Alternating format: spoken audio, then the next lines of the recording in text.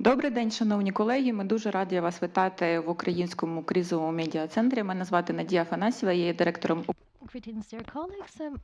I'm the director of the Institute of the Policy, and today we wanted to talk with you about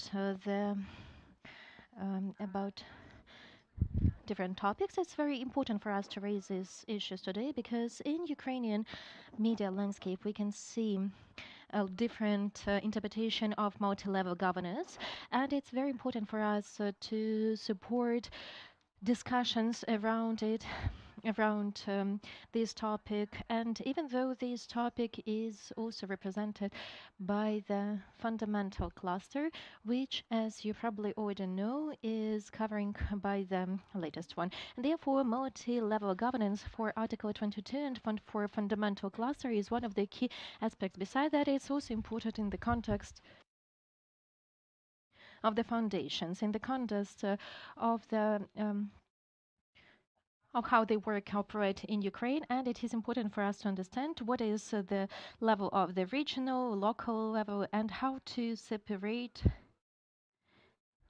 the authorities between these three levels. And today we're going to talk about this with the representatives of the European Commission, DG Regio, with the representatives of the organization TSIM, and also with the experts of the international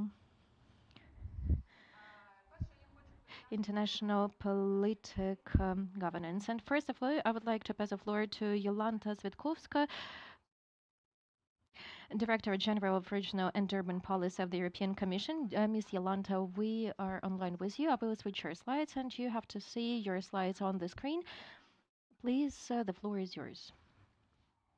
Good morning, good afternoon, Nadia. Good afternoon, ladies and gentlemen. Thank you very much for the invitation to speak about the multi-level governance, a very important subject for the EU cohesion policy, which is expressed in our jargon by so-called partnership principle. My name is Jolanta Świątkowska. I work for the European Commission DG Regio, Director General in charge of the regional and urban policy. We are in charge also of enlargement issues. So we are actively involved in the negotiations of the Chapter 22 negotiations, and we are in touch with our Ukrainian counterparts. And to make sure that the screening meeting goes as best as possible. The next slide, please. Yes.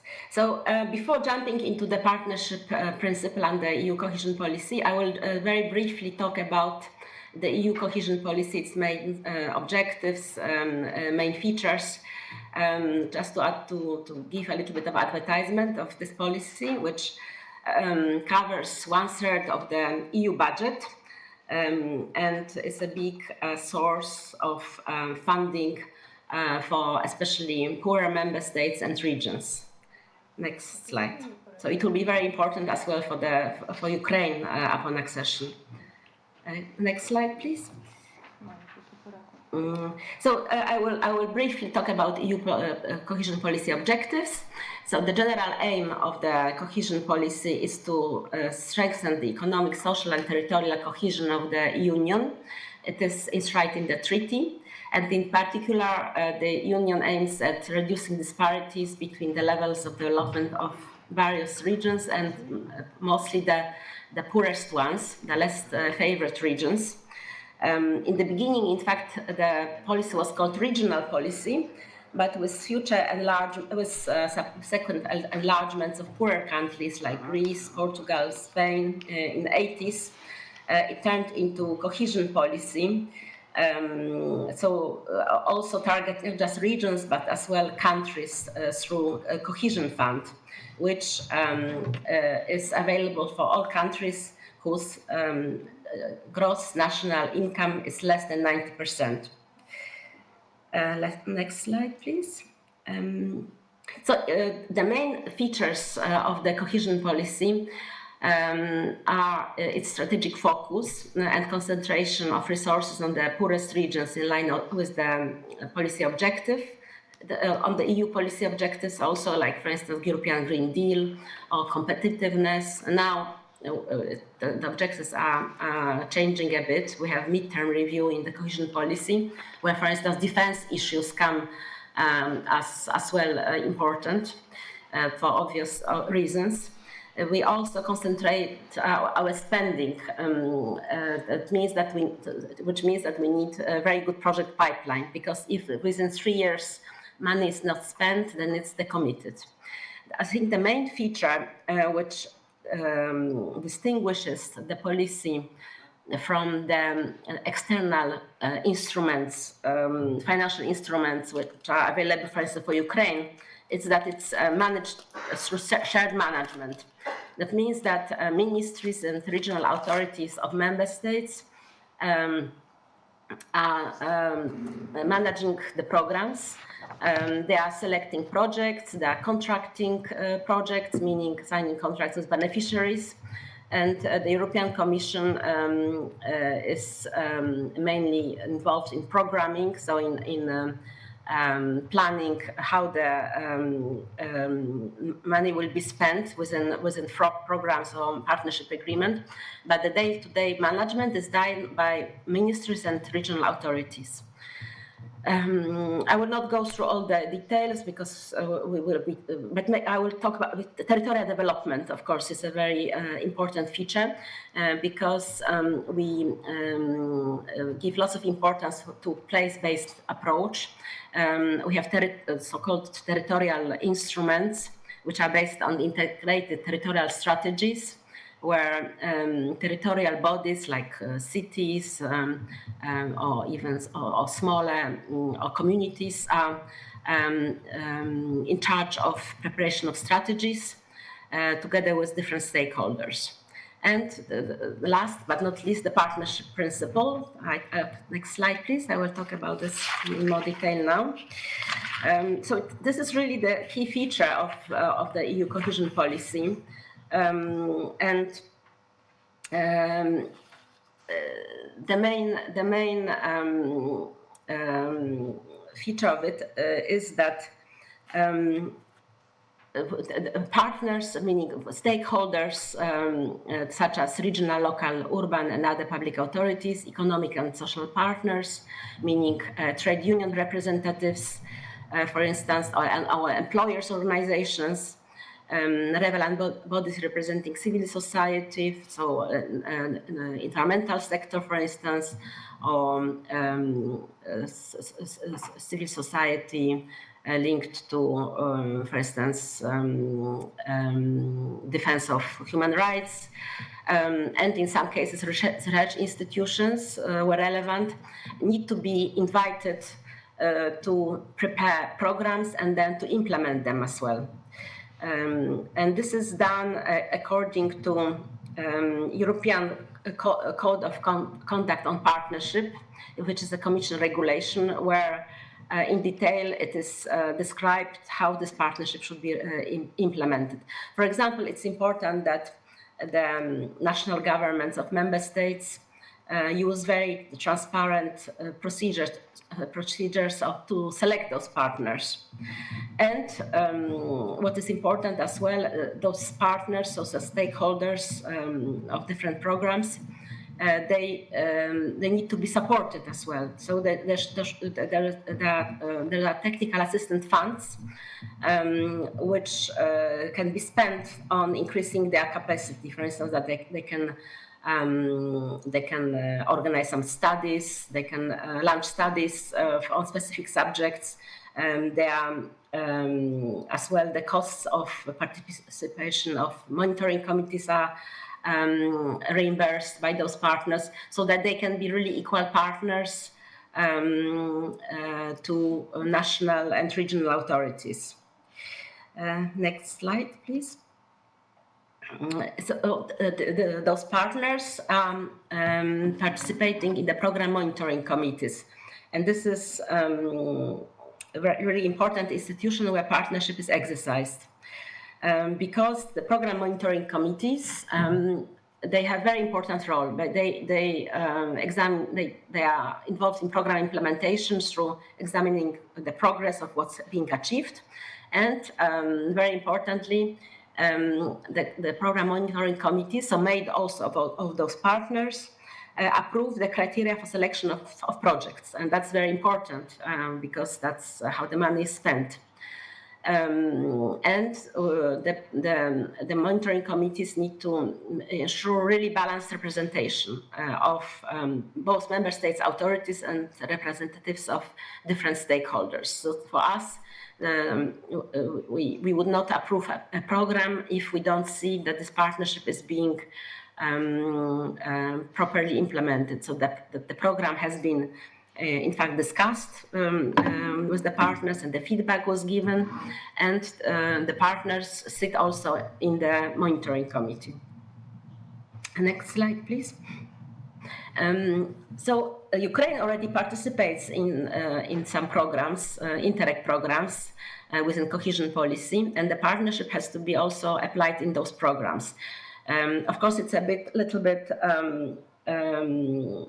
Partnership is applied a bit different, slightly differently in transnational programs, because we cannot have representatives of different partners on the same level, like for instance mainstream programs, so non-inter programs or cross-border programs. So we are not asking that representatives of all possible partners are from each member state or country not part of the union, like Ukraine, are involved in, for instance, transnational programs. Nevertheless, we are also requiring that this principle is applied, and we have launched recently a study which is checking how this principle is applied also in Ukraine. And two programs are being examined: Poland-Ukraine program and the Black Sea Basin program. So the idea is not to name and shame if something has not been done, but to see what are the needs in terms of further technical assistance, what are the gaps. And there will be an event in Brussels beginning of next year, where the results of the study will be presented together with best practice examples from different member states. And Ukraine will be also invited to this event. I hope that we'll see maybe some of you beginning of the next year. And the last slide, where I put together some information sources. I encourage you to have a look. So everything you need to know about cohesion policy is now on our InfoRegio site. I added here also the reference to the European Code of Conduct on Partnership, where really this issue of multi-level governance and partnership is being quite thoroughly dealt with in our regulation.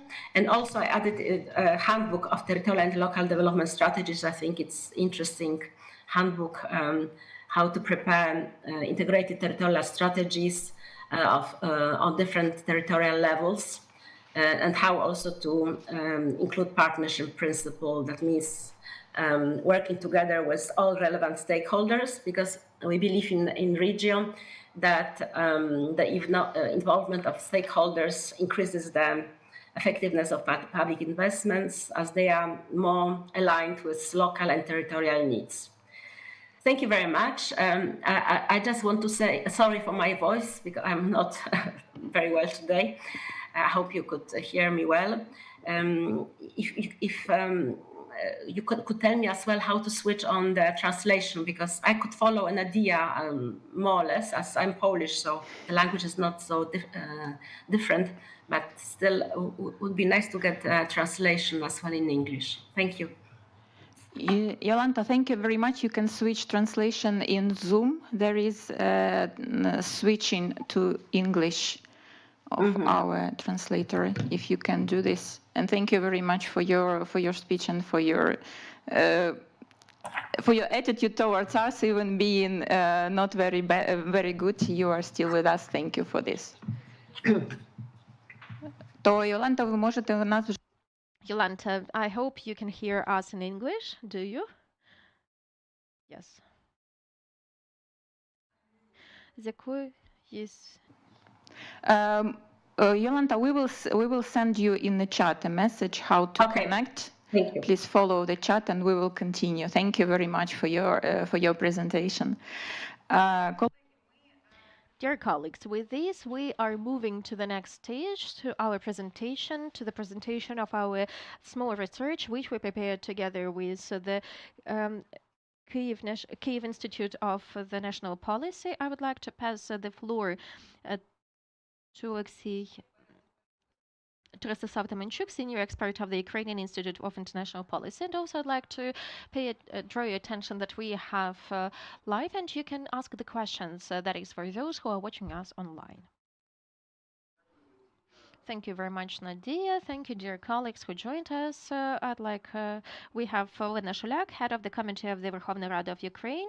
And of course, I'm very glad to see Yolanta Svetkovska. That is a person who is directly engaged in Article 222 of the negotiation process and represented in Interregio. And in my opinion, it is so important to have synchronization of different channels of this kind of communication on this stage of the negotiations when Ukraine is engaged with different directorates, because in every article we have different understanding, different interpretation of how the policies should work, and we have prepared the small research which will be published today before the end of this day, and on the grounds of this research we would like to present our opinion on what is going on and what is happening with multi-level governance. So we started to hear this term more and more often, and on some stage it seemed that all the participants, all the stakeholders understand what is multi-level governance, but nevertheless, considering the fact that during 2024 we didn't have much progress in implementation of some recommendations and tasks on Article 22, we have the understanding that probably these kind of terms like multi-level governance might be, so to say, the first steps which will help us, help Ukraine to get more engaged in the process on aligning Ukrainian legislation and the tools which work in the European Union for the implementation both of the strategy of cohesion and regional development in general. With this, dear colleagues, let me tell a few words about multi-level governance. So what do we have with multi-level management? Not to play with different terms, let's try to understand what kind of terms is that and what is that is the instrument of coordination between the authorities on the national, regional, on the local authorities in the process of forming and implementation of policy. And it's not about how the different divisions have to work on the level of the region or how the management is conducted on the local level horizontally. So we are talking about engagement of different stakeholders who are on different levels. And in the European Union, this term has its peculiarity because they have not only the authorities on the national, regional, and local level, they are at the level of the European Union. And that is something I would like to thank Yolanta for, because she gave us a direct message on how the multi-level governance works. And if we try to characterize what is included in multi-level management governments, in this case, we would like to emphasize your attention on three main things. So first is coordination between different levels of governance, namely on the distribution of the authority. And the second one is engagement of the stakeholders to the process of forming the policy. And the third one, transparency and accountability in the process of forming, implementation, and achievement of the results. What do we have in Ukraine? If we try to consider the recommendations which were provided to Ukraine by the European Union and try to understand what is mentioned there about multi-level governance and how important it is. If we consider that, we can see that multi-level governance is the part of two components. The first one is the reform of the state governance, which is a part of the fundamental cluster, and the second one is Article 22, which is directly responsible for the regional policy and management of the structural funds. So in our presentations, we tried to be close to text and we tried to give you the brief of all these documents for you to understand on how and why it should work and what is actually multi-level governance. If we are talking about the first part, the article that is the block of the reform of the state management, that is not Article 22. That is, this article is a part of the fundamental cluster, which is the first one to open and the last one to close. So that is an important message. So what do we have in Ukraine? So we have that. In the report on Ukraine in 2023, on this block of the reform of the state governance, it is stated that there is a question of for the that Ministry of Regional Recovery of the regions, so they have to have synergy of infrastructure for the regional development to stimulate the recovery and reconstruction on the local level. And let's return to the previous slide, which we were discussing on the characteristics. We have to understand that the first block on the coordination on different levels, mainly on the distribution of the mandate, that in Ukrainian reality, that is a law we should have adopted till the end of March, and now it is being amended on the final line, and we are saying that not all the authorities can be making decision, implementing it, and then to be responsible for it and be accountable for it. And in the planning of the implementation of the policies, so these functions on the planning, on implementation, on managing and monitoring, they have to be distributed. And that is one of the properties of multi-level governance. And returning to our message on the fact that what is mentioned in the block of the reform of the state management in fundamental cluster, it is mentioned there that it is needed to systematically engage the local authorities and cohesion, and that is not even Article 22. That is something mentioned in the fundamental cluster, and we as the participants of the working group on Article 22, we will focus on what should be happening in the framework of Article 22. In the framework of Article 22, I'd like to draw your attention to a few small provisions which you can interpret in different ways, but we have emphasized the understanding what is multi-level governance and how it will affect Article 22. And that is, first of all, the issue of the amends in the state strategy of regional development and modernization of the state fund of the regional development. Why? Because we want to adjust them to the principles of multi-level governance and territorial regional policy. And the second block is enhancing coordinating framework of regional policy to provide systematic and inclusive engagement of regional and local stakeholders. So returning to what was said by Jolanta, the European Commission says it clearly. Dear colleagues, to be planning and implementing the regional policy for these foundations working in your country, you have to work and you have to develop the sustainable cooperation where the interest of the stakeholders, first of all, of the local authorities, are not something you see only on the level of the consultations when we are gathering the opinions, but it is also on the level of all of the implementation of the policy. When we are saying that we have to enhance the coordinational frameworks. Beside that, Article 22 explains to us that speaking of the administrative capacity,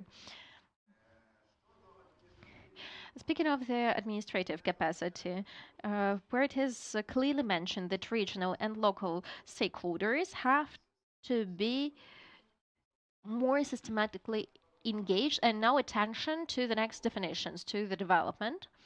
And after development, there is no full stop. But then we have implementation and monitoring of these processes, meaning that if we understand clearly how multi-level governance works and how should Ukraine act to move with Article 22 for us to get all of these capacities of managing the structural foundations, we have not only to engage the stakeholders on the development on the level of the planning, but also the stakeholders have to be engaged on the level of implementation, which is not working in Ukraine. Beside that, there should be also engagement to the monitoring of these processes.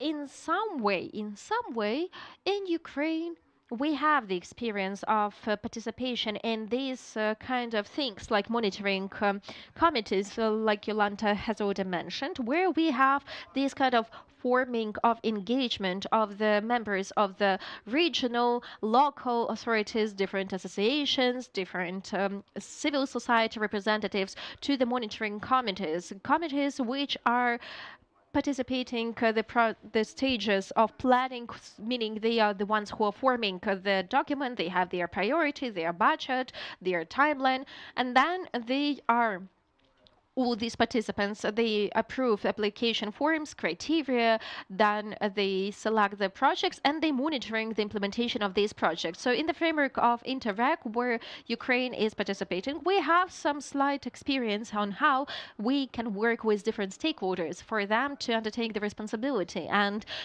for them to plan together, to implement together, and to monitor the programs to support regional development.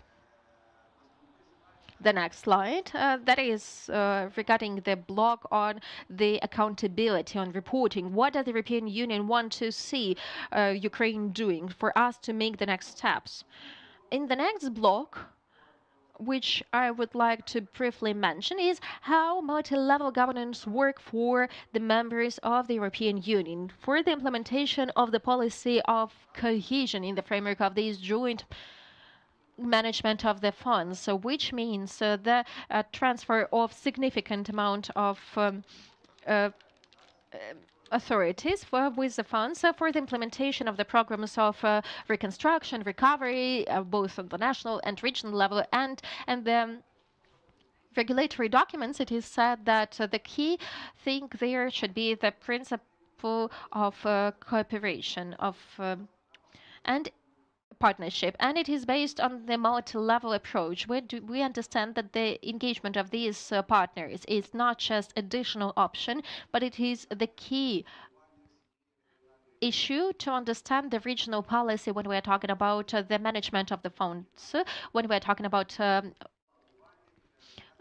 of finance management and any other type of management. And in this regulatory document, and in preamble of the document 1046, that regional and local stakeholders, sorry, that is wrong slide, this slide, the engagement of the regional, local, and city and state authorities. And now we are expanding this list. Civil society, academical, social partners, and where relative the research organizations and universities. That is what Yolanta mentioned in her presentation, and that is something I added because I know that interpretation of these terms might be different. I'd like to pay attention to the term, if applicable, relevant. Relevance and applicability is related to what is the area of the field of some certain program, because engaging this various stakeholders, these stakeholders have to be engaged depending on what they are doing. As for example, if we're talking about the development of the new towns and cities, we should have the association representatives, so we should have the representatives of the territories where we are working as a program, and there we should have the research institutes which are working with the development of the towns, and not, for example, the development of agglomerations or maybe some other processes in the economy. properties of partnership. So I think I will make it briefer. Partnership. So we have to have this kind of types: regional, local, and other authorities, economical and social partners separately, separately the relevant authorities which represent civil society, and separately the research institutes. Why I'm emphasizing separately? For us not to substitute these terms, because we have to understand that the representatives engaged in the process of the implementation and planning and implementation and monitoring of the entire program, and not just on the stage that now we will do some public discussion and we'll engage all of you. So different participants have to be engaged during all these processes. It's important to emphasize that these participants, these partners, the presence of these partners have to be kept till the end of this program. So we should not be choosing that, oh, today we invited from them. We shouldn't be choosing which one to engage. We have to be engaged in all these four categories of partners. That is Article 8 of the regulatory document of the European Union. And the second property of partnership, according to the principle, and that is mentioned in Article 8 of the regulatory document 1060, according to the principle of the multi-level governance and bottom-top approach, the state engages the partners to the preparation of the agreement of the partnership during preparation, implementation, and evaluation of the program. And what do we have at the moment? So from what we can see now, from what we observed in Ukraine, we have the situation that on the stage of the forming of the regulatory documents, on the stage of the approval of the strategy, on the stage of the collection of the comments, in this area, legislation is really working almost perfectly. And I would say even perfectly, considering the fact, knowing how it works in the other countries, and in the other countries it can be working in different ways. I think that in the last 20 years we actually improved it a lot. And that are public discussions, consultations with the population and the others. But there is another question: how can we help Ukraine to be progressing with Article 22, because in 2024, according to the results reports of 2024, the progress with Article 22 is on the same level as we had in 2023, and therefore we have analyzed what can be done and how can we improve this process. And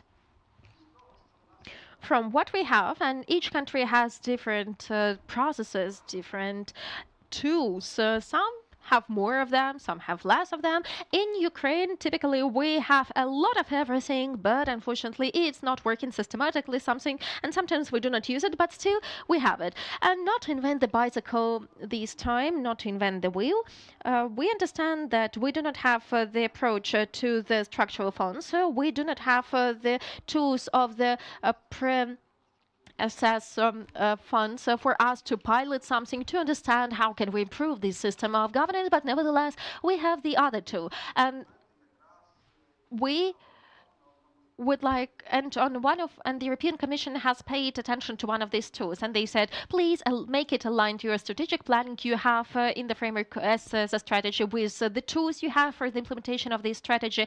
So what kind of tools we have? That is the State Fund for the Regional Development. And now take this strategic development, these tools for the development of these tools, and then use the multi-level governance and the development and the territorial development and the development of the territories, and you will get the model which will help you to understand how you can proceed being the member and implementing different programs of the structural funds. So for us to start moving forward and understanding what is multi-level governance, multi-level management, understanding what is partnership, the principles bottom up, and the stakeholder engagement, we have the situation when we have to understand what do we have in the state development fund. The Ministry of Regional has to develop the commission to open to launch the commission with the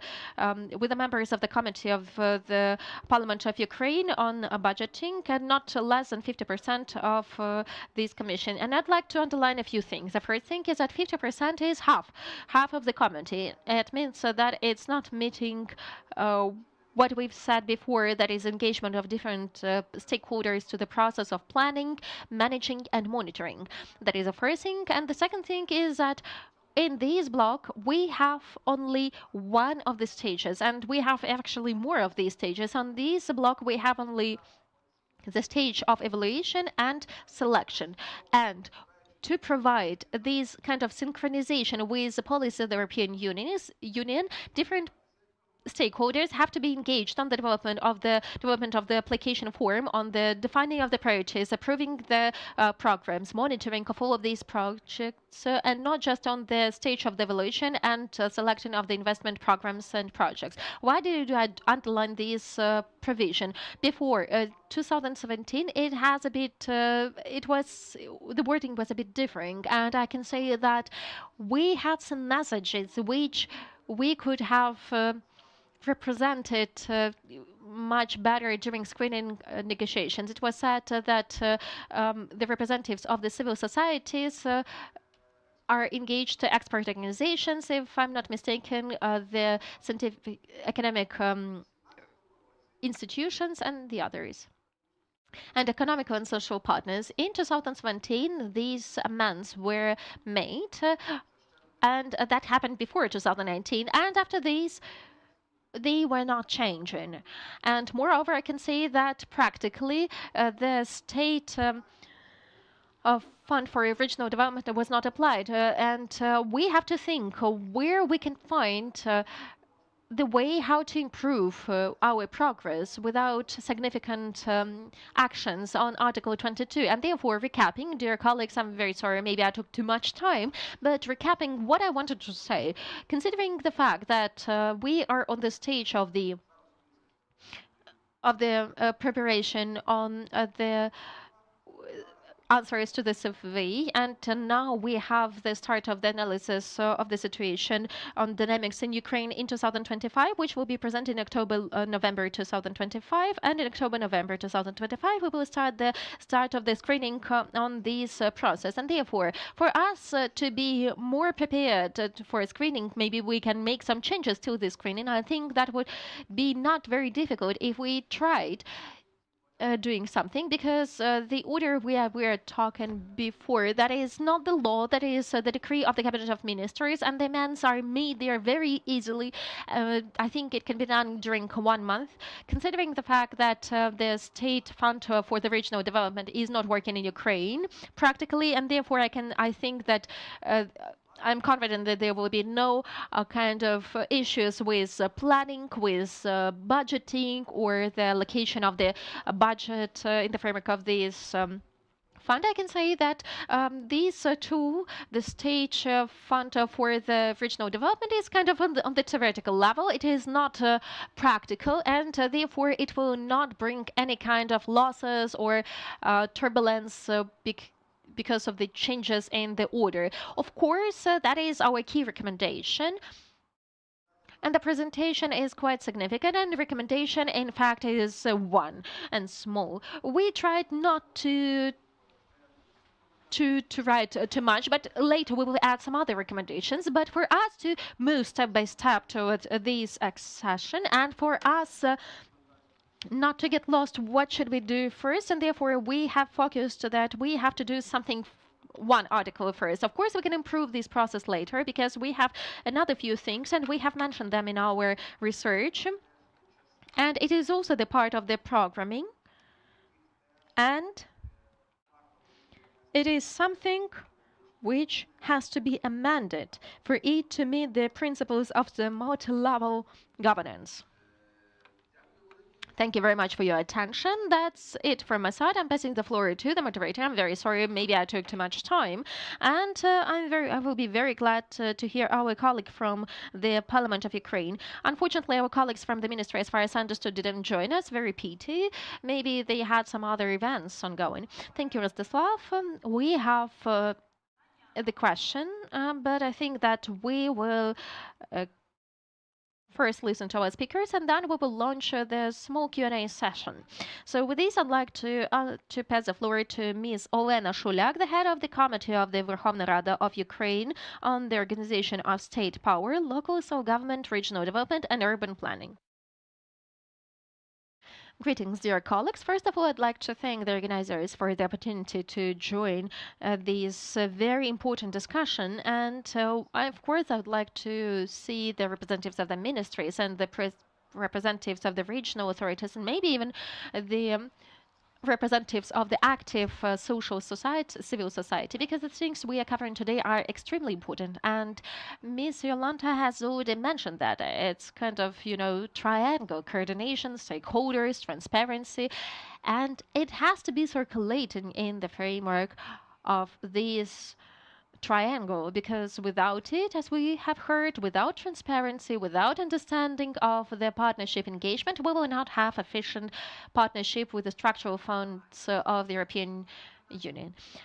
First of all, on the 14th of May, the government has made a very good homework, which Marta Kos was mentioning before the meeting of the Council of Europe on the 22nd of May. We did all needed. We have approved the roadmap. We have approved the position on the first stage of the cluster to open the negotiations.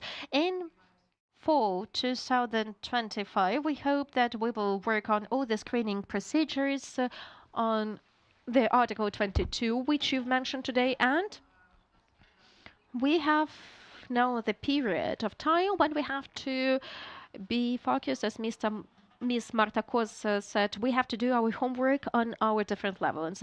Verkhovna Rada Parliament has to do its homework, and then the government has to do its homework, and of course expert and circles have to do their homework, because in the process of your integration we need to have the best synergy possible. So what I would like to talk about today. So it's such a pleasure for me to be saying today that Verkhovna Rada has fulfilled most of the tasks, so that our stakeholders were engaged in all the processes related to planning, monitoring, and evaluation. And I'm sure different processes. And we have approved the law on the public consultations, and it will be enforced after the end of the martial law. Of course, the expert society has lots of questions on the public consultations, so that they have to be conducted by Verkhovna Rada when they are discussing the draft laws. Vice Speaker Alexander Kornit undertook the public responsibility, and together with him we will be working on the amendments to this law on the members of the parliament, so for them to be for this law to be amended. And I'm quite sure that he will fulfill his obligations, and our law on public consultations will be almost perfect, as you said.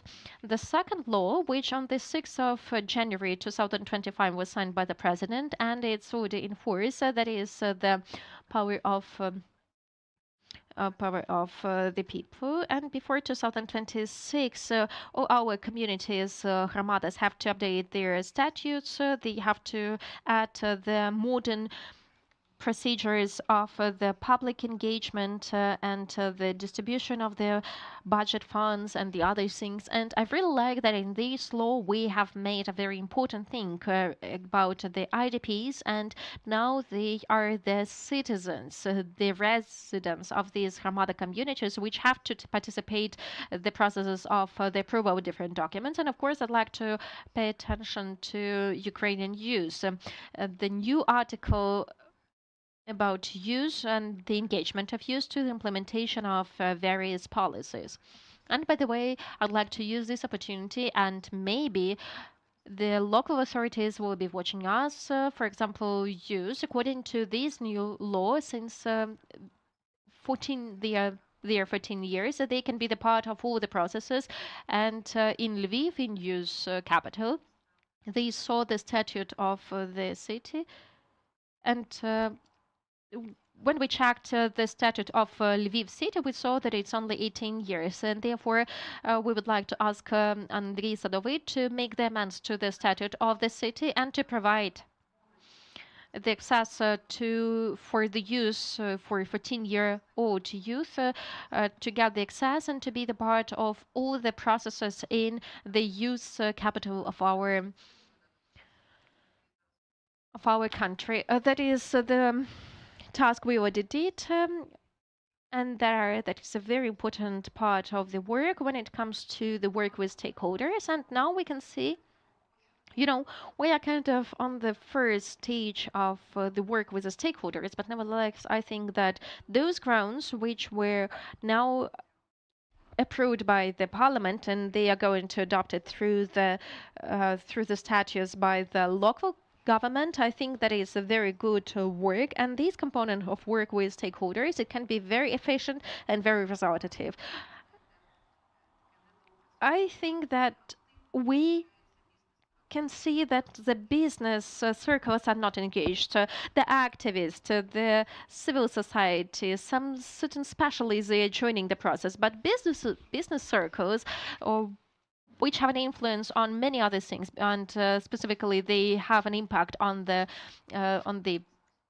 funds and the opinion of the businesses, what can be prioritized, how it can be developing the region. So all of these things, they can have a very positive impact of engagement of the business circles to the processes which are related to the structural funds. So what else do we have to do as the Verkhovna Rada Parliament? So now we have two things we have to do. 13150, that is a draft law on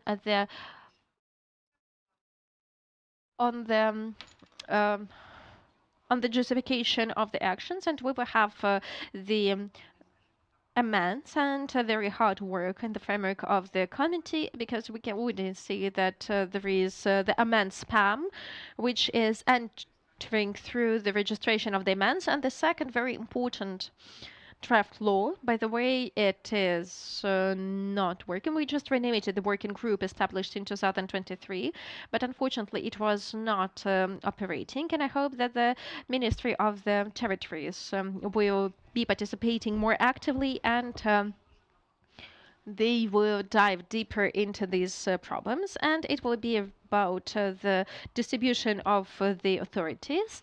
And that is something we are talking about for quite a long time, and this problem is not resolved. But in the framework of Ukraine facility and on the report on the expansion, I think that till 2026, as it is mentioned as an indicator of the fulfillment of Ukraine facility, this draft law will appear in Verkhovna Rada Parliament, and I hope it will be adopted. I hope without the delays, as it worked with the law 42.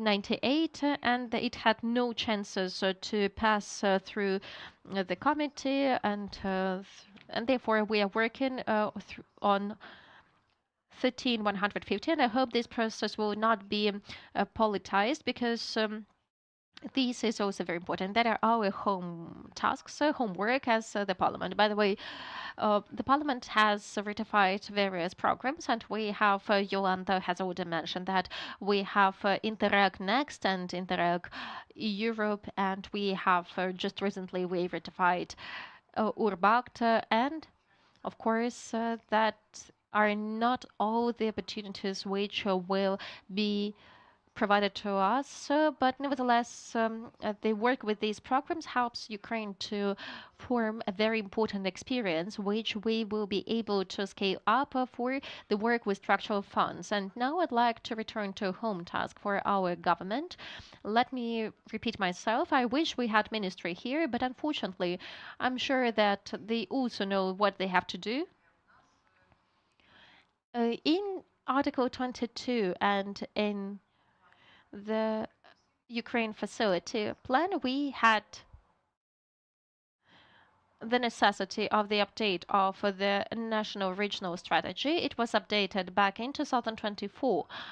And as of now, the action plan is not updated, and the experts are looking at the action plan which was updated, and it's just in draft since January on the website. And of course, the experts say that those steps which were suggested in the action plan, they are not making Ukraine closer to the European Union, but nevertheless, we have to understand that at the moment, the strategy till 2027 seems quite weird because that is a 2-year strategy and now it is being updated. Now we have the updated strategy for the regions of our Roma communities, but we understand that the full-scale war has destroyed all our plans on the updates and work on the national strategy of the regional development. But nevertheless, at the moment, the government has to be focused on developing and working on the new strategy, which will include the next period. Because with these dynamics, with this speed, as we observe now on the updates of the regional strategies, on the action plans, on how the decisions are made on the functional types of territories, and the other things, I think that is going to be, so to say, the barrier for the rest of the decisions which are related to the Euro integration process. The second topic related to our homework as the Ukrainian government, we started the work back in 2023, if I remember it correctly, on the optimization of the planning documents, which at the moment we have in Ukraine. And we were talking a lot and working a lot on the updated architecture of the documents. And as of now, we still have dozens of different documents in strategic development, spatial development, budget planning, and all of them. All of them are not aligned, and we have to take the work which was done in this area, and for this work to become the grounds for the development of the new acts on the new legislation, and to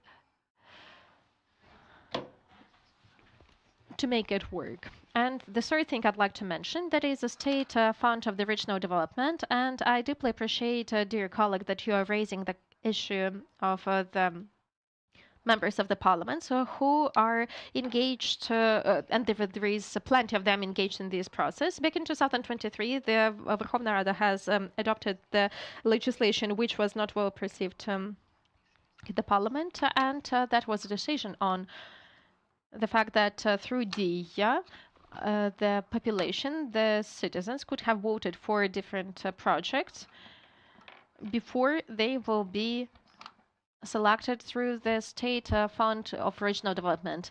And I 100% agree that we have to see there the projects which are mentioned in the strategy of development strategy and in the other documents. But nevertheless, I'm also confident that the citizens of Ramada communities, I mean the residents of these Ramada communities, they have to be the ones who choose which projects have to be implemented on their territory, but not 50% of the members of the parliament should be doing that. The current legislation, in my opinion, since 2018 or 2017 even, which is regulating the access of the members of the parliament to the decision making, and in my personal opinion, that the members of the parliament, the members of the village councils, city councils, they have not to be, they shouldn't be engaged in the process of the project selection, which have an impact of the life of the residents of this Ramada community. And in this case, we are ready to work with you on this to find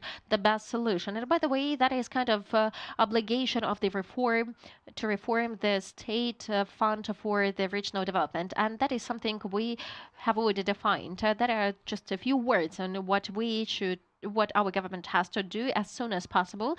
And I'm confident that the Verkhovna Rada Parliament will be a reliable partner for both the European Commission and for our regional and local authorities to find the balanced decision. I'm ready to answer your questions. Just a few more words. I just noticed it in my papers. A few words on the spatial issue which we're observing. You know that since the 1st of January 2025, we should have implemented the plans of the spatial development, and and according to there is an amendment to 95/9, and we have postponed it to the 21st of January 2026. But that is integral part of the regional, national, and local development strategies. And here I'd like to ask the local authorities, please, despite the fact that Verkhovna Rada has postponed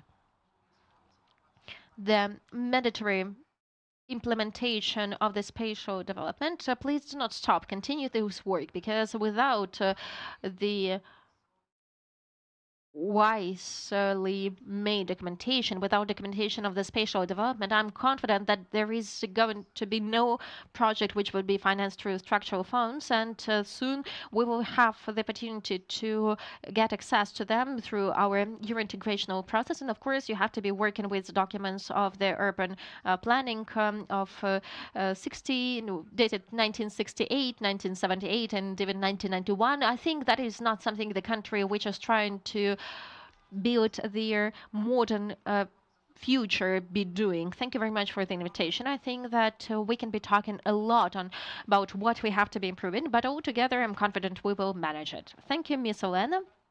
In fact, you have guessed one of the key questions, because one of the questions was the engagement of business circles, and therefore maybe we can skip this question.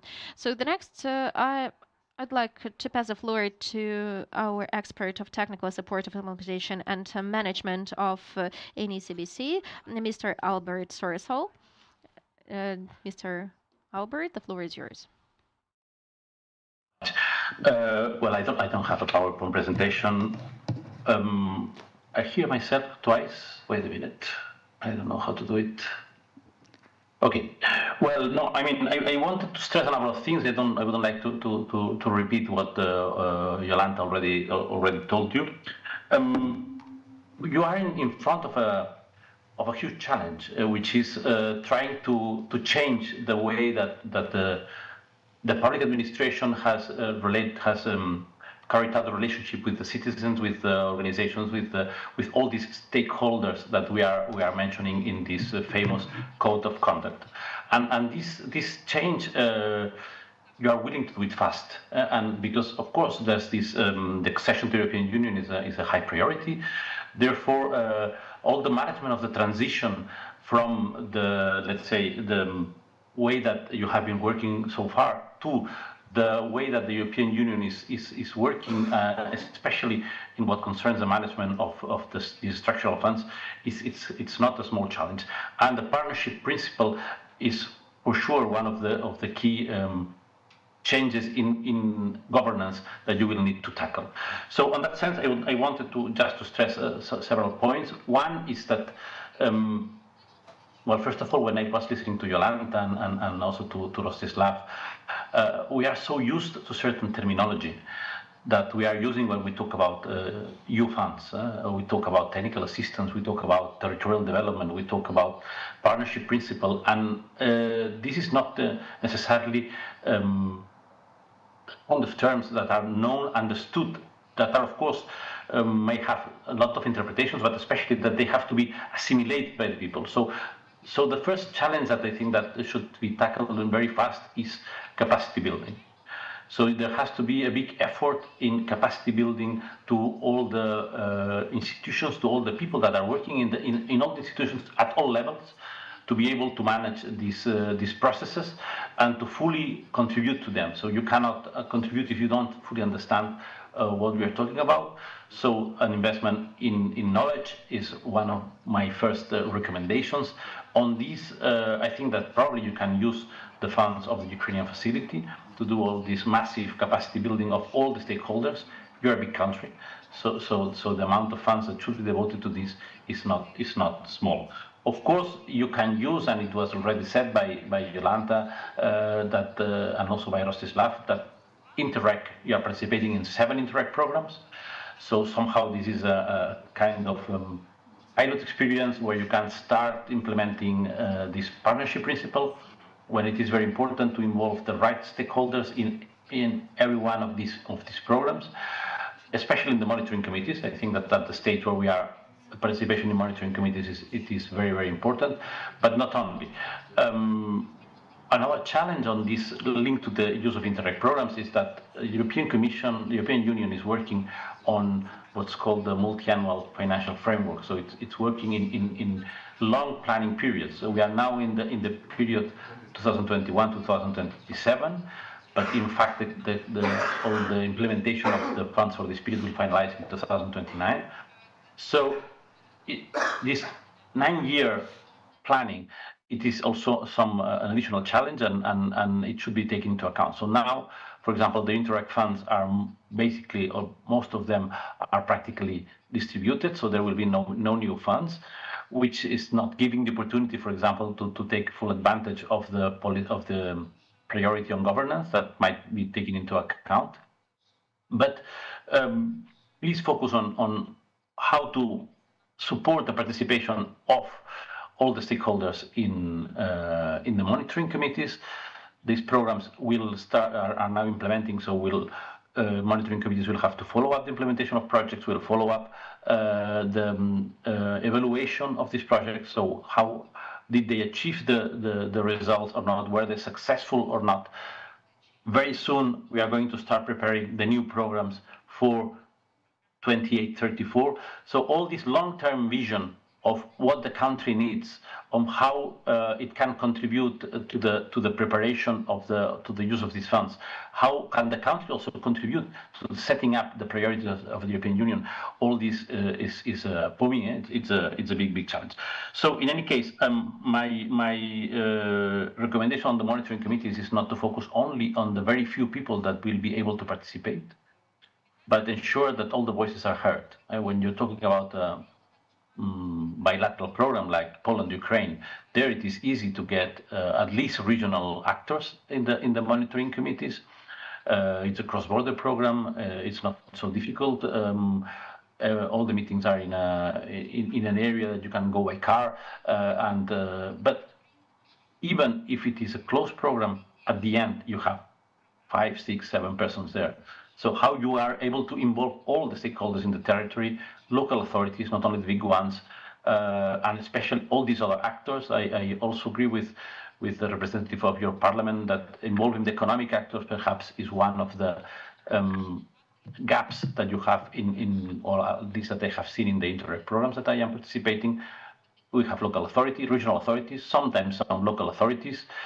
Some civil society is participating, but we don't see much, at least in the monitoring committees, neither the academia, so universities and research centers, and we don't see economic actors, not only businesses or chambers of commerce or trade unions. So all these representatives should also be there. So you need to enlarge a little bit the number of actors of the territory that are fully participating. So that's my full focus. So try to find ways to get them on board, to improve the capacity building. One small remark on the word technical assistance that was used by Jolanta at the beginning. When we talk about technical assistance in EU funds, we mean the part of the fund that is used for the program management. Okay, so then which is not exactly the term of the technical assistance that you have been using in your national legislation, which is more wide. It's more about all the funds received from donors. So in this case, the use of the technical assistance, that is the program management funds of Interreg, I think that this would be also an important opportunity. And it has to be ensured. Some of the programs like Danube or Interreg Europe are offering these funds. They can be used to organize awareness-raising events, information events, capacity building. So focus a lot on this, and start preparing the next programming period. I think that's very important. Also use the current funds to fully or better understand as many people as possible how these programs work, because when you will get what we call the mainstream of the structural funds, so the European Regional Development Fund, the European Social Fund, this will be billions of euros coming to Ukraine. It's not it's not easy to be able to manage all these funds. So this and this a little bit what chapter 22 of is about, is how will you be able to manage all these funds at country level, and for this you need to focus on all this preparation at full scale. So for me that would be the message of how you can use the current Interreg programs, but not only, perhaps also the Ukrainian facility, to use funds to do this huge, massive capacity building and preparation for the future use of funds. Just as a final remark, because I think that we are a little bit late, you have a very good neighbor, which is Poland. It is a country of more or less similar size, with that probably had similar challenges when joining the EU, which is not so far away. So I would also recommend you to strengthen the bonds with Poland. The way they are managing the funds is really a good practice of how to manage EU funds and how to manage all this partnership principle. So my last recommendation would be go to Poland, see how they work, understand how they made the transition from the old system to the EU system, and perhaps this can help you in accelerating this very important process. That's all from my side. I think it's important that we have time for questions and answers, if I understood. So Nadia, thank you so much. Альберт, дякуємо. Thank you, Albert, thank you very much for your speech. I will add a bit to what you've just said, to what you've said about recommendations on the capacity building. So what we are talking about a lot, Interreg and Interreg Europe and Urbana, or backed, and we have an open call, and in 2026 we have a call. It gives opportunity to the stakeholders from Ukraine to join and to raise their qualification from the perspective of the spatial planning and strategic planning and the planning of various programs, and also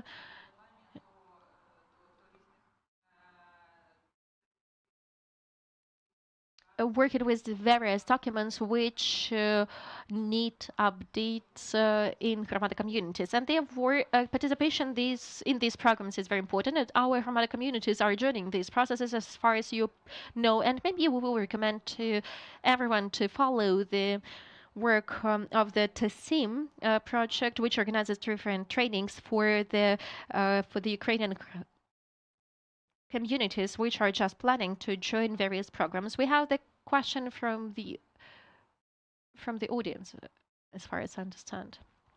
Thank you. Vitaly Zagalin, Center of Political Reform. So the first question two questions. So the first question: how do you see the Dream platform integration, and how? So because at the moment we have the situation where the state fund of the regional development is frozen, and that is a good opportunity to improve these things, because in fact what we can see, the full committee has to be the part of the commission which will make the final decision. I used to be the part of these kind of decision making, and I was one of the first deputies of the head of one of the oblast administrations, and to be honest, that is a tough process, and that is definitely not the thing which is suggested by our European colleagues, and not something that should have been implemented at the moment. So considering the pause we have, considering the fact that we have time for the procedure to make it at most efficient, and to be less corruption dependent, can you see the opportunity of Dream integration, Dream platform, Dream 2 integration in the state fund of the regional development? Maybe the first question, and then I will ask another one. Thank you very much, and I think that we can organize a separate event on that. I will try to be brief.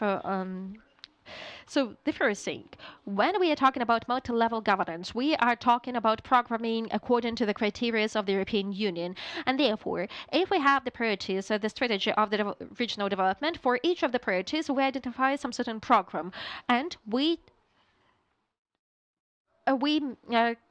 we organize a group, and the minister organizes the stakeholders of multi-level governance, and they are engaged in the preparation of this program. In this program, we identify what do we want to achieve.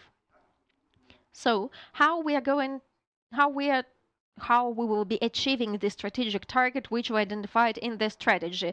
We identify the budget, we identify the subpriorities, we identify the measures, actions, and the orders. And then we approve the program, and then we get funds. We establish monitoring committee with those who participate in the process, and there should not be the conflict of interest. So I mean, like the ones who are making the decision, they cannot be participating in the project. And therefore, we are saying that there are representatives of the associations and the others. And on this stage, considering the fact that the program and some department of the ministry, and let it be the state fund of the regional development, and in this case, this fund is kind of a separate office which is going to implement this. And this subject, which is responsible for the program, it develops as it works in the European Union. They develop their own financial tool where they are responsible for the funds they got for the implementation of some certain program with some specific indicators, with the target they have to achieve during 7 years. And why do we need this monitoring committee and the representatives of these sites? Not just everyone, let's vote for something and no responsibility for anything. And therefore, we identify some certain participation of all the engagement of all the stakeholders for the achieving of the indicators which were approved. So why I was explaining that in each program of the European Union, they have their own e-program. Through this e-program, the application forms are applied. Through these form, the auditors are checking information, and the monitoring committee can use it, and they can see everything that is happening in the program. That is not the public tool as DREAM is. That is a closed tool. It is with a permission for those who are responsible for this process and external participants who have to control the process. But nevertheless, there is a small window for this program for the applicants and those who implement the project. They see their own small part, and this tool has to be developed. And we can use either the one from the European Commission, or we will use our own. We will develop it. It's the thing we have to decide later. Can we use DREAM? I see some external factors. When I was talking to different stakeholders, I understood that the main message of DREAM is to show the publics that, look, everything is so transparent. But on the other hand, when analyzing that we have allocated the funds to IBU and the others, I cannot see what kind of projects want this information. That is a key information. Where can I find the list of the projects which are implemented in the framework of this or the other program? And in the programs where the European Union works, you can see the brief information on each program. You can find any project in open source. That is the mandatory for the authorities which are implementing this project. And therefore, to synchronize DREAM with these process, in this case, DREAM have to be working internally to provide the transparency of the implementation of the process. And at the same time, at the moment, I can see that the external picture is working well. Everything is creative, infographics and the pictures. But to understand whether this project meets some certain indicators, we are financing this project. Why? In the framework of which program? In the framework of which initiative? How strategically on the level of the government we want to understand what we spend the money on. So we spent some certain money, and what? Was it efficient? So did we achieve the results we wanted, or we just implemented some certain project? So implementing just project is also an option. It's also a good way out. But nevertheless, can we synchronize it? Theoretically, yes, we can, because that is a digital tool, and the digital tool, any kind of digital tool, can be synchronized with anything you want, depending on the task you have. In the digital tools of the programs, you can upload the documents, you can upload the acts, you can sign the documents. The auditor can see it with their e-signature. They can prove your reports, and then the accountants and the tax authorities, they see these e-signatures. They give you the next tranche. So that is a big closed platform for the functioning of some certain financial processes. And if DREAM does it, because I have not worked with DREAM, and I do not know whether you have this kind of component. In this case, well, in fact, we can synchronize it depending on the results we want to achieve. Thank you very much. Maybe my answer was too long. Thank you very much, Ms. Olena. And then I have the question for you. So in Article 22, you pay a lot of attention to cooperation, multi-level cooperation. And as far as I understand, we are talking not only about the authorities, but also association. In this case, we have the question how we can change the existing legislation. And as far as remember, we have the law on associations since 2008. And during the last 2 years, we are seeing that this legislation is outdated. And moreover, there are some certain situations when it cannot be followed, so implemented. So as the head of the committee, how can we change the law on the association of the government authorities to help to be able to use the funds of the European Union? Thank you very much for this question. I'd like to say a few words about DREAM. Through DREAM, we can implement lots of different things. The only thing we have to have is political will to be implementing it through DREAM. In DREAM, in fact, you can see, according to the idea, you can see how the project is appears and then how it is implemented. That can be through different funds, that can be financial, national financing, local financing, or even private financing. And I'm quite sure that DREAM can serve as the tool for project management and to be kind of and it can help to implement the projects for a matter from the European Union. So any kind of technical settings are possible in DREAM, and DREAM is already the basis for the management of the public investment of funding and recovery initiatives. So the only thing we have to be doing is developing it as much as possible for each citizen of resident of a community to see why do we have this project, why this is prioritized. And we can have various modules there, but DREAM has to be used also for the work with the European structural funds. But speaking of the legislation on the associations, at the moment we have 4 associations on the national level.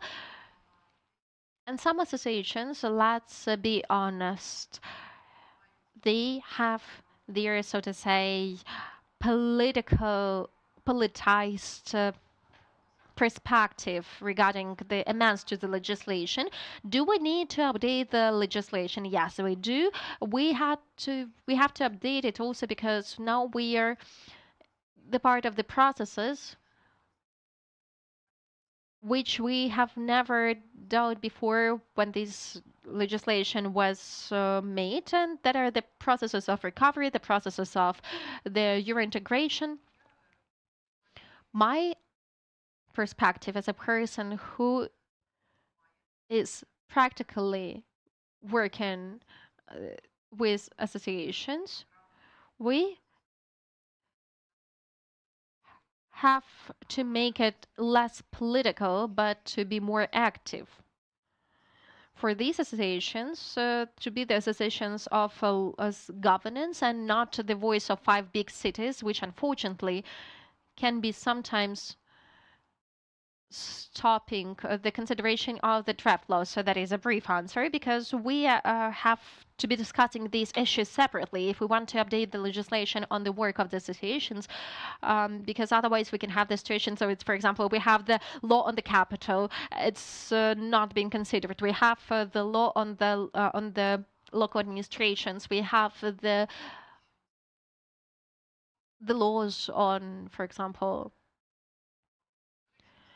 the historical heritage protection in big cities, but nothing is moving because sometimes some political process are becoming the obstacle. But nevertheless, that is something we have to be speaking openly. And if we're talking about the changing and making the amendments to the law on association, in this case, we have to be honest, we have to be transparent for everyone to understand what is happening there. Thank you, Ms. Olena. Thank you for the question.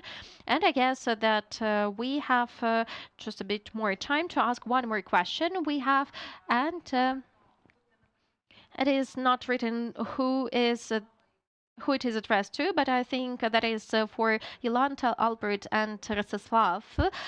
Regarding the monitoring committee, how can we ensure the absence of the political of the conflict of interest, and what kind of processes and procedures do you have in the European Union?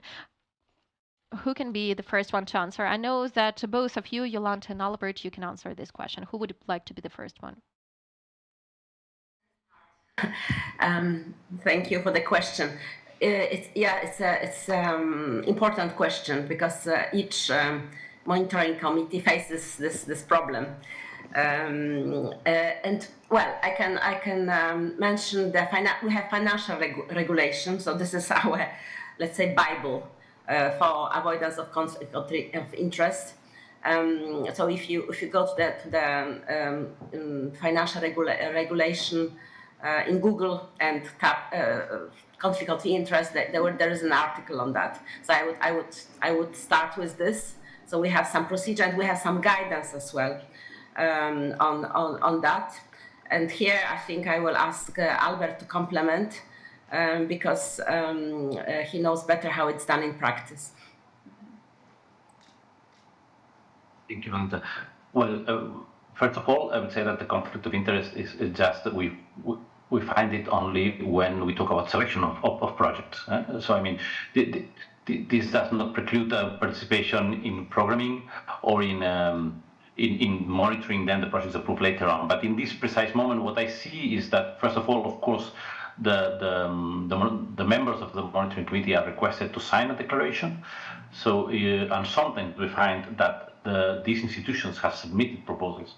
So what they do at this stage is that at that moment in the meeting, they simply are invited to go out of the meeting. And when the decisions are taken, they are not there. So it is more important that they participate in the whole process, but in that precise moment that they are very honest and they simply they declare the conflict of interest. In the last, for example, I was in the last monitoring committee of Romania-Ukraine program, Interreg Romania-Ukraine, and some Romanian and some Ukrainian representatives at a certain moment during the meeting, they simply left the meeting. They allowed the rest of the members to take decisions without any conflict, and then they came back. It's quite simple, and normally it works very well. If I may complement as well, because I agree that it's important to include for instance, members of certain sectors, civil society in the discussions of the monitoring committee, because their voice needs to be heard.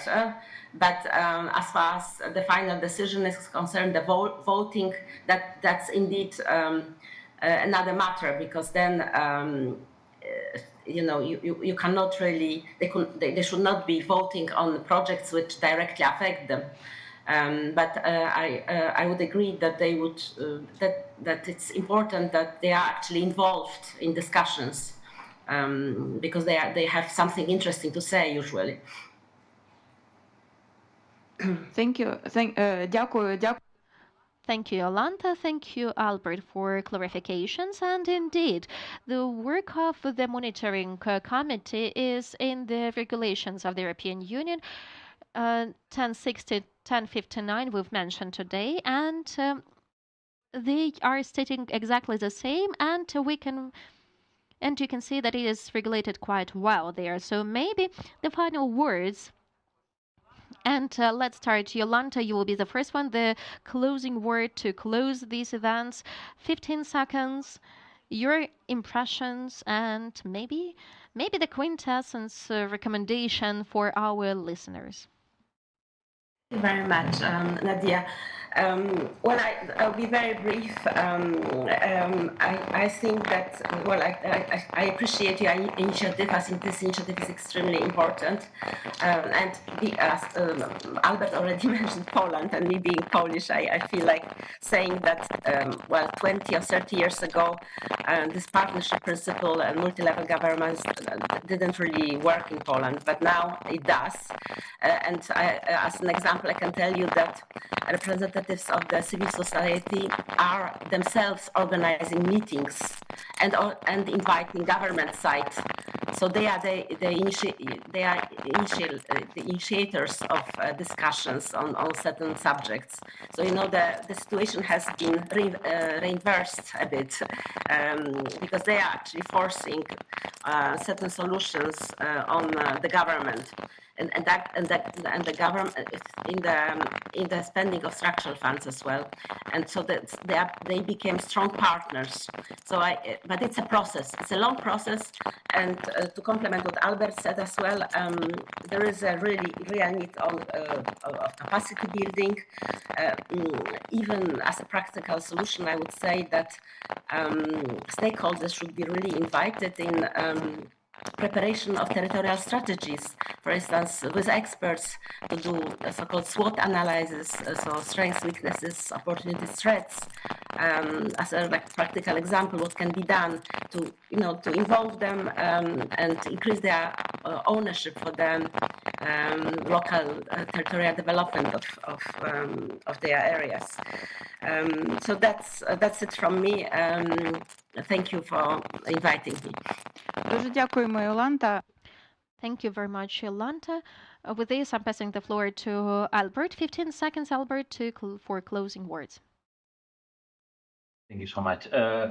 In fact, Yolanta said at the end what I wanted to say, so I will not just take my last recommendation. Take the last slide from Yolanta that I assume that you will distribute. There's a link to territorial development tools, and if you use these tools, if you start testing the process of preparing this kind of territorial development strategies and territorial development tools, I think this is also, on top of Interact, a very nice area where you can have pilot experiences on partnership principle.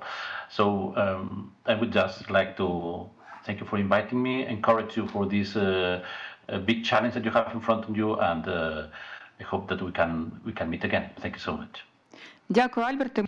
Thank you, Albert, and we will see you soon. I'll Rostisław, 15 seconds as well. Dear colleagues, thank you so much. Recapping what I would like to recommend to all of you. As for the ministry, which is responsible for Article 22, they have lots of different challenges. The problem is that we do not have the tools which could have given us some certain framework and could have helped us with some small finances for technical specific support to pilot the allocation of the funds. But we have the other ways, the other formats, so we can be using the framework of Article 22, and therefore we can have two scenarios. The first scenario is that we are waiting till 2028, and when we will be finally given the tools of these assistance, we can start thinking on how can we launch the regional development. But I think that this kind of scenario is not something the winners do. But considering the fact that we are in 2025 we are doing something, we have to be using the other scenario, and we should take the state fund for the regional development, and we have to take the framework we have and to create the new tools on its basis. And two more comments.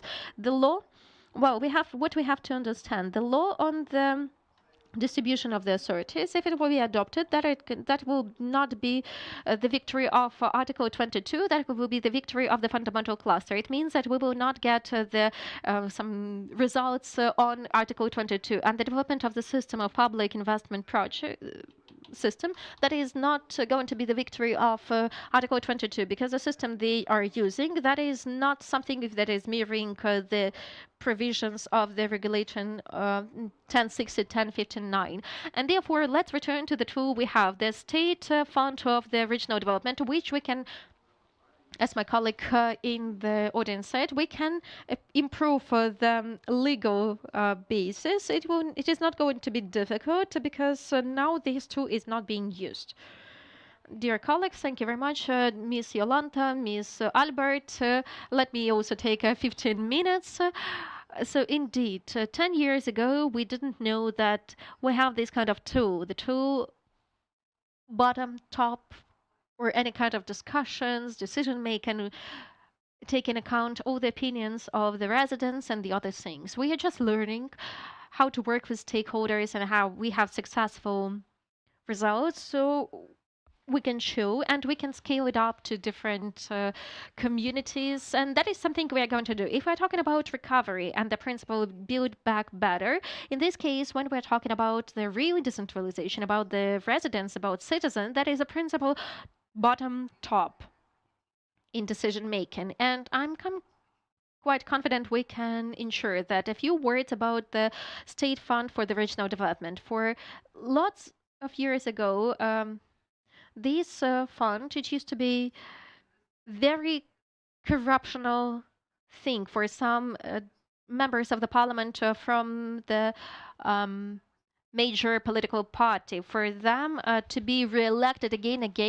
And now the legislation has changed, and now we do not have the majoritarian political system. At the moment, we shouldn't have the principles we used to have 10, 15 years ago. And the state fund for the regional development, it cannot be something that can be used in the framework of Article 22, but it can be the tool which can very positively and very resultatively has an impact on the development of the region. So thank you very much for raising this issue, because thanks to Mr. Vitali and also his question about this fund, because this is not something that we have to be forgetting.